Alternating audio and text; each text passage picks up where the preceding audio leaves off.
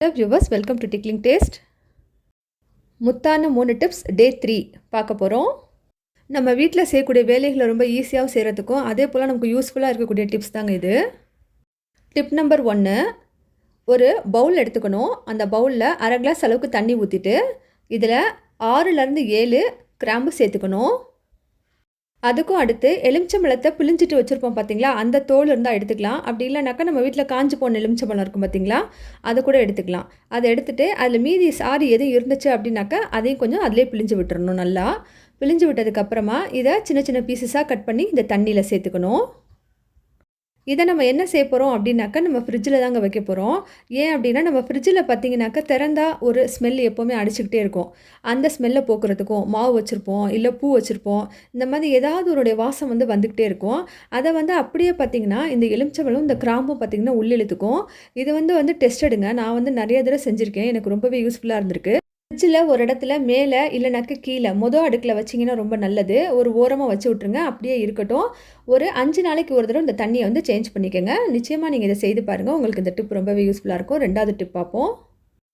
நிறைய பேர் வீட்டில் பார்த்தீங்கன்னா சோப் ஹேண்ட் வாஷ்க்கு பதிலாக லிக்விடுக்கு பதிலாக இந்த மாதிரி சோப் வச்சு ஹேண்ட் வாஷ் பண்ணுற பழக்கம் நம்ம வீடுகளில் இருக்கும். இதை நம்ம என்ன செய்வோம் அப்படின்னாக்கா சோப் எடுத்து கையில் தேய்ச்சிட்டு அப்படியே நம்ம அந்த வாஷ் பேஷன் மேலே வச்சுருவோம். அப்படி செய்யாமல் ஒரு சின்ன பழைய வாட்டர் பாட்டிலோடைய மூடி எடுத்து இந்த சோப்புக்கு பின்னாடி நல்லா இப்படி அமுக்கி விட்டிங்கனாக்கா உள்ளே போயிடும் லைட்டாக. அதை இந்த மாதிரி நம்ம ஒரு ஸ்டாண்ட் மாதிரி பயன்படுத்திக்கலாம்.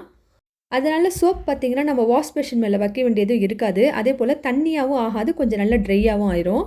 மூடியோடையே சேர்த்து எடுத்து நம்ம கையில் தேய்ச்சி கழுவிட்டு திரும்பி அந்த இடத்துல வச்சிட்டோம்னாக்கா நமக்கு ஹைஜீனிக்காக இருக்கும். இந்த டிப் ரொம்பவே யூஸ்ஃபுல்லாக இருக்கும். ட்ரை பண்ணி பாருங்கள்.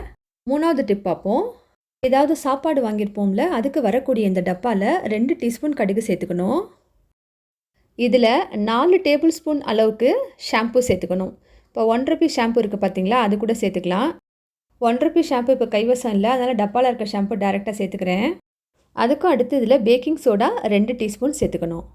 இதை நம்ம கிச்சன் சிங்க்கு கிட்ட, பாத்ரூமில் இந்த மாதிரி இடத்துலலாம் நம்ம வச்சோன்னு வச்சுக்கோங்களேன், ரொம்ப வாசனையாக இருக்கும். இந்த கடுகுக்கு கண்ணுக்கு தெரியாத பாக்டீரியாஸை அழிக்கக்கூடிய அந்த சக்தி கூட இருக்குது. அதனால் இதை அவசியம் நீங்கள் ட்ரை பண்ணி பாருங்கள். உங்களுக்கு ரொம்பவே யூஸ்ஃபுல்லாக இருக்கும்.